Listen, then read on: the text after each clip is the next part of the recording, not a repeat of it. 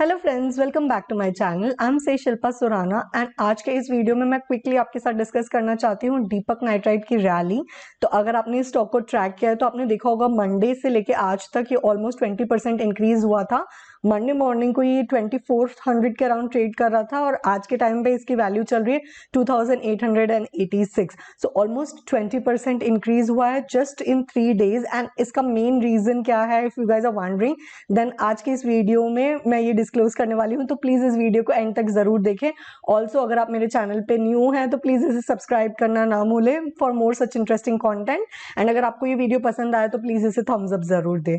तो एक्चुअली में क्या हो रहा है कि चाइना में पावर आउटेज प्रॉब्लम हो रही है। Now you might be wondering कि उस पावर आउटेज प्रॉब्लम का इंडिया से क्या कनेक्शन है। तो let's try to understand that. तो उसके लिए पहले अंडरस्टैंड करते हैं कि पावर आउटेज क्यों हो रही है। तो 2 मेन रीजन है इसके। पहला है कि कोल शॉर्टेज, चाइना में कोल शॉर्टेज हो रही है। उसका एक कारण तो ये है कि ऑस्ट्रेलिया के साथ उनके कुछ डिस्कशंस हुए हैं जो इतने फेवरेबल नहीं रहे हैं चाइना के लिए, एंड बिकॉज ऑफ विच उसके ऊपर ऑस्ट्रेलिया से जो कोल सप्लाई हो रहा था उसके ऊपर इम्पैक्ट पड़ा है। And second reason is in fact कि चाइना में भी कोल का प्रोड्यूस कम हुआ है और डिमांड जो है वो इंक्रीज हुई है बिकॉज इकोनॉमी पूरी ओपन अप हो चुकी है चाइना की। तो प्रोडक्ट्स के डिमांड्स इंक्रीज हुई है। तो एक्चुअली में सपोज पहले जितना इंडस्ट्री इलेक्ट्रिसिटी कंज्यूम कर रही थी उसके कंपैरिजन में ऑलमोस्ट 10% मोर कंज्यूम कर रही है। तो अगर इंडस्ट्री मोर इलेक्ट्रिसिटी कंज्यूम कर रही है तो ऑब्वियसली दे नीड मोर कोल, तो कोल का शॉर्टेज है। एंड सेकेंड रीजन जो है वो ये है कि चाइना कार्बन एमिशंस के ऊपर कंट्रोल करने की कोशिश कर रहा है। तो जो वहां की गवर्नमेंट है वो खुद इंडस्ट्रीज को कह रही है कि या तो आप अपना प्रोड्यूस कम करो, लाइक जो वैसी टाइप की इंडस्ट्रीज जिनका कार्बन एमिशन बहुत ज्यादा है तो कह रही है उनको कि 100% पे ऑपरेट मत करो या try to reduce your carbon emissions.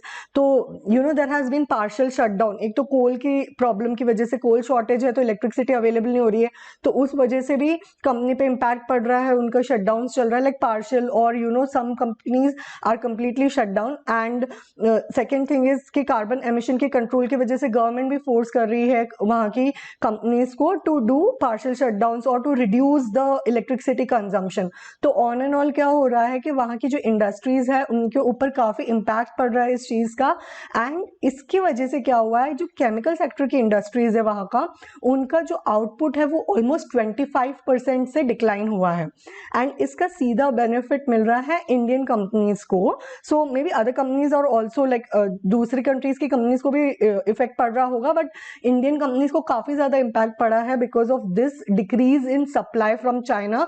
Because India में दीपक नाइट्राइट जो है वो इंटरमीडिएट केमिकल्स में डील करता है एंड जो प्रोड्यूस पहले चाइना बेचता होगा अब वो बेनिफिट दीपक नाइट्राइट उठा सकता है by selling its products. Okay, so that is the benefit that Deepak nitrite is having currently and because of which you are seeing the stock rallying so much.